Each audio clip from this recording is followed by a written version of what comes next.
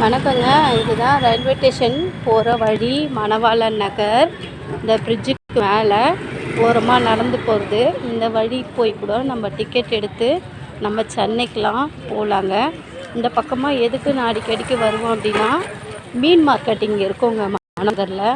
எல்லாமே கொஞ்சம் ஃப்ரெஷ்ஷாக கிடைக்கும், ரேட்டு கம்மியாகவும் இருக்கும்.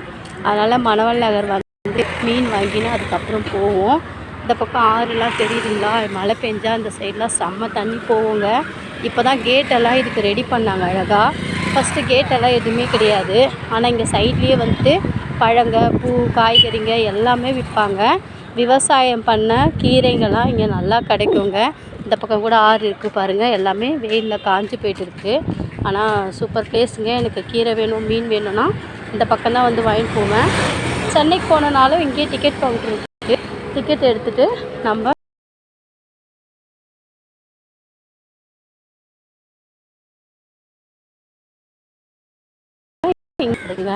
எல்லாமே